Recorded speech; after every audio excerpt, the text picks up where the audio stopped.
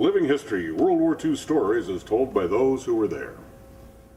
Today we have the honor and the privilege of hearing the story of Sergeant Jerry Korman. Sergeant Korman was a radio operator with a B-17 Pathfinder group flying high in the skies over Europe during World War II. Out on B-24s. I was later transferred to a B-17 crew and went overseas with a B-17 crew. I was a radio operator and a gunner on a B-17 model D or E, and the last one was an E. I flew 8 or 10 missions with the Hundreds. The original crew that I was on were shot up and all killed in action. We were all transferred from the Hundreds to the makeup crew. We made up a crew when we transferred to Alconbury. It was the Pathfinder force, the 482nd Bomb Group, near the city of Huntingdon. We were privileged to being the first radar crews. I mapped the coast of Norway and the Netherlands and France so that the radar operators could make their map, and subsequently while the other radar navigators used those maps. We were always the lead group.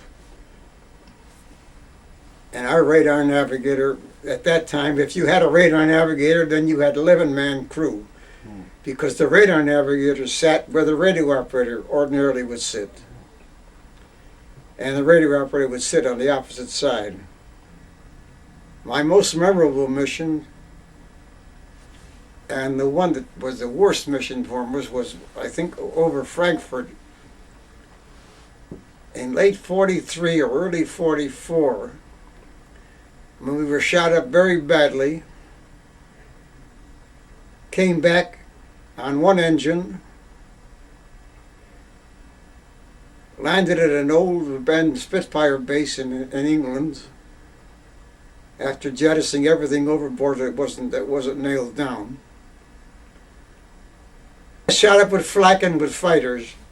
We had 3 engines were shot away, and half of our horizontal stabilizer and half of the vertical stabilizer and part of our wing. Our pilot, who, God bless him, was a very good pilot. He gave us our option, either to bail out or to take our chances, and we decided that we were going to take our chances. Nobody on my crew was ever injured. Bad as we were shot up many times, none of them were ever injured. And that is my crew with the 482nd. My original crew with the 100th were all killed in action.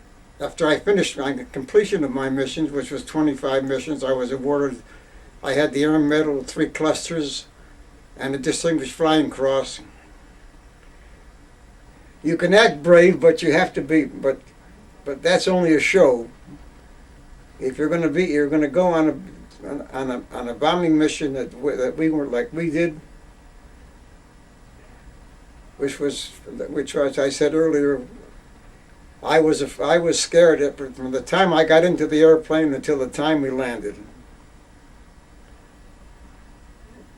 When you're on your mission and you're already in combat, you don't have any feeling at all.